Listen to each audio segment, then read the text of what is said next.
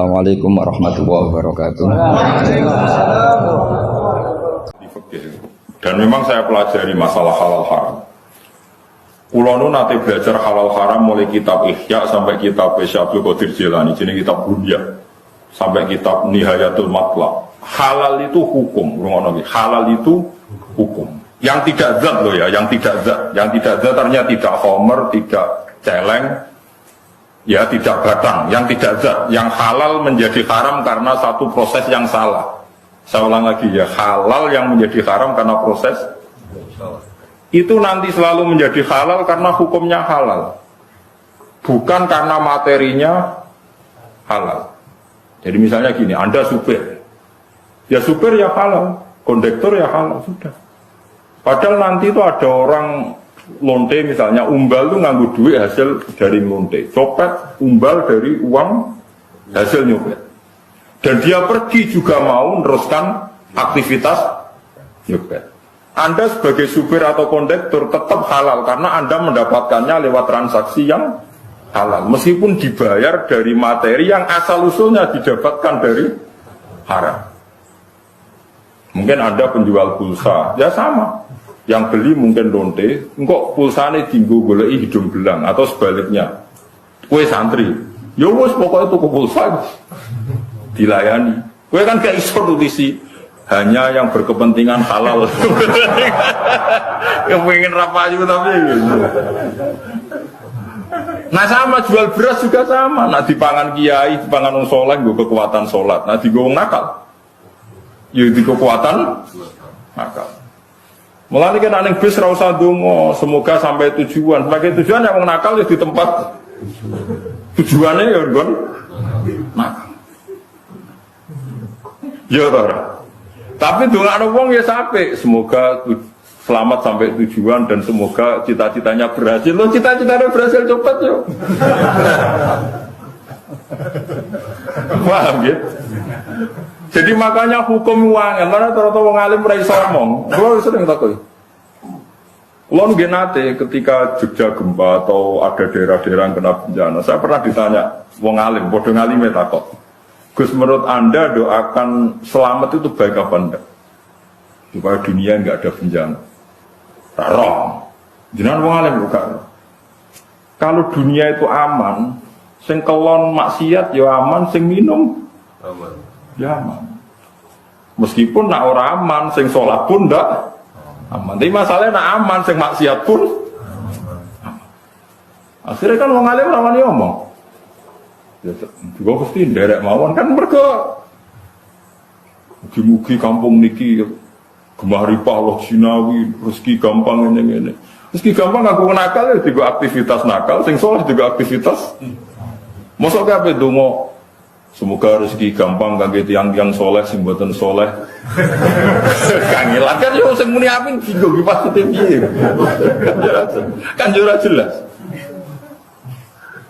Makanya ketika Anda Abdul Qadir Imam Ghazali yang dikatakan halal itu Anda saat transaksi melakukan sesuatu yang halal. Di luar itu Anda sudah tidak dimintai tanggung jawab.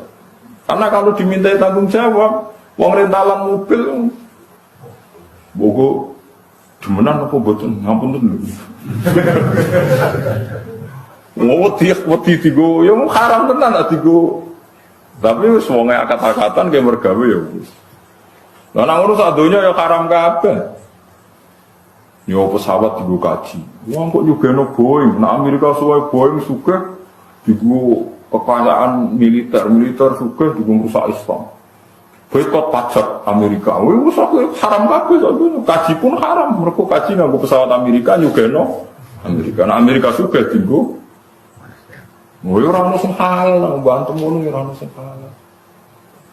Tidak usah berlebihan gitu. Kalau transaksi yang kamu hadapi halal, maka akan menjadi halal. Kalau tidak, ya tidak. Allah tidak menuntut di luar itu. Yang jauh-jauh di luar itu Allah tidak nopo, tidak nuntut. Itu disebut fal halalu halalu hukmin la halalu ainin. Yang dikatakan halal itu, kalau menurut Allah halal ya halal. Kalau Allah menurut haram ya haram. Kamu tidak usah nuntut di luar itu. Nah sekarang orang-orang fikih itu ada pertanyaan begini. Ini banyak radiangil. Ada koruptor, misalnya Zaid koruptor, terus ngasih uang saya 1 miliar. Saya tahu kalau uang itu korupsi. Kalau ini tidak dalam konteks Indonesia contoh umum, rasa tersinggung gitu di KPK. Kalau saya kembalikan ke negara yang nggak jelas fungsinya, misalnya kalau dipakai masjid, nanti masjid utang jasa sampai koruptor, misalnya. Kalau dalam fikih Islam cara pandang tidak seperti itu. Uang 1 miliar yang penting kamu sita. Karena kalau dikembalikan orang fasik akan dipakai kekuatan fasik. Kalau kamu pakai masjid nanti lembaga agama atau tempat beragama utang jasa sampai koruptor. Gua ono kiai-kiai sing foto seguratan ta jembatan, wong fasik yang nganggung, soleh nganggung, penting masjid yo ora utang, yo ora tinggu sarana nopo? Sarana nopo? Maksiat. Dalilnya adalah ketika Nabi perang mbek wong kafir, rungokno. Ketika Nabi mbek perang wong kafir, ketika wong kafir kalah, hartanya orang kafir disita apa enggak? Disita. Sekarang sampai saya tanya, hartanya orang kafir itu dari cara haram apa halal rata-rata? Haram.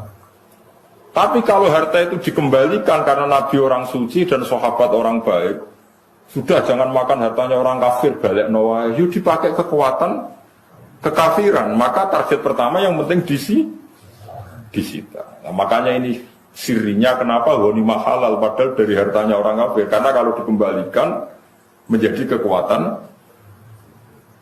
apa orang? Nah sekarang kalau perempuan ini Mustafa tertarik. Ya dalam hukum perang dulu loh ya, ada sekarang. Dulu perang itu kan yang Nabi mesti benarnya, orang kafir mesti salahnya. Kalau sekarang perang kan nggak jelas, pemimpinnya ora jelas benernya. Paham ya? Misalnya ada orang kafir perang. Mulai dulu perangnya bawa perempuan karena sebagian aktivitasnya memang harus perempuan, mungkin yang ngatur obat, yang ngatur pernak-pernik. Itu kalau perang kafir kalah, perempuan ini jadi amat dulu. Dan halal dikeloni, misalnya dikeloni Mustafa ya asal bagiannya loh, harus ditentukan oleh imam. Sehingga itu bagian Mustafa. Karena pembagian oleh imam ini bimanzilatil akdi, sama dengan akad. Memang itu seperti itu aturan Al-Quran. Walladzina hum li furujihim hafizun illa ala azwajihim aw ma malakat aimanuhum. Amatlah kemana. Logikanya gampang. Kenapa menjadi halal? Padahal kadang punya suami di negara kafir harbi. Karena logikanya gampang. Kamu merasa jijik ngeloni orang amat. Misalnya Mustafa, biasa iktikaf, biasanya masjid kok ngeloni nopo? Amat, boten Gus niki boten nyaman kula kok ngeloni tiyang kafir. Amat kula balekno mawon ning wong kafir. Nanti amat ini ketika kembali wong kafir dikeloni wong kafir, maka akan mereproduksi tiyang kafir. Jadi dari orang kafir kosong menjadi dua, anak-anake loro, anak-anake limo kok dia anak limo kabeh selawe. Berarti gara-gara Mustafa balekno amat nglahirno wong kafir selawi dan seterusnya. Tapi nak dikeloni Mustafa, ngelahirno imam masjid, muadzin, wong nganggur, macam-macam. Tapi kan Islam, maksudnya tetap Islam, maksudnya. Yo tetap nganggur maksudnya, tapi Islam. Sebebo, ngurusi masjid, musola, gue kegiatan macam-macam lah. Ya sih, ngurusi jenazah, tapi kan berkuah naik kiai. Sehingga ketika orang kafir menuduh kenapa sahabat itu hipersek, karena kalau perang menang perempuan kafir dipakai amat. Kamu sebagai ulama, kamu harus tahu hujahnya, karena kalau yaitu tadi, kalau diproduksi orang kafir ya akan produksi orang kafir, kalau dikeloni wong Islam yang produksi itu sirinya kenapa amat halal. Tapi halal ini pilihan, kamu boleh saja nggak ngeloni, tapi jangan kebalikan. Sama pedang atau senjata yang dimiliki bajingan, kamu boleh saja agak pakai, tapi jangan kembali. Karena kalau kamu kembalikan dipakai kekuatan, kefasikan bajingan. Wahakata dan seterusnya. Makanya dibutuhkan ulama untuk menjelaskan hikmah-hikmah hukum nopo. Meskipun misalnya kayak sekarang kamu tidak wayo, ya kamu harus tahu seperti itu. Misalnya taruh saja gini, ada satu kampung yang non-muslim 500, yang muslim 500. Ini hukum demokratis saja. Ini rumah notenan, ben para pengenan ini.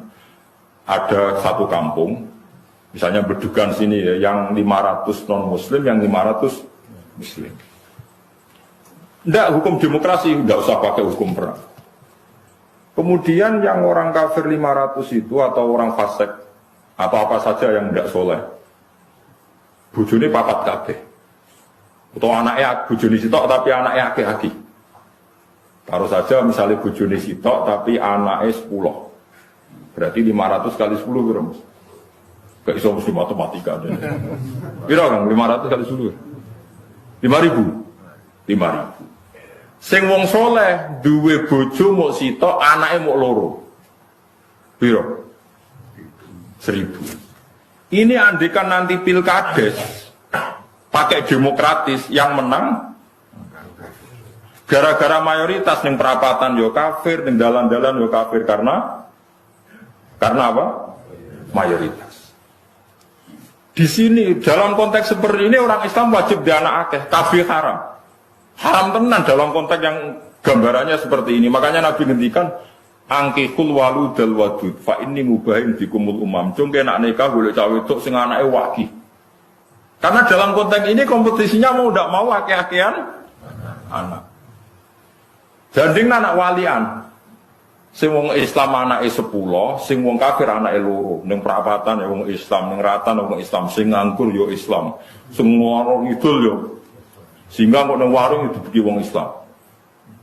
Baru saja sing wong kafir ning warung iku loro, sing wong Islam 10. Akhirnya maca selawat yo tenang, ben iki min masjid, ben iki ben ngaji, tenang ae. Tapi nak walian, sing kafir 20, sing Islam loro, apa ning ndi?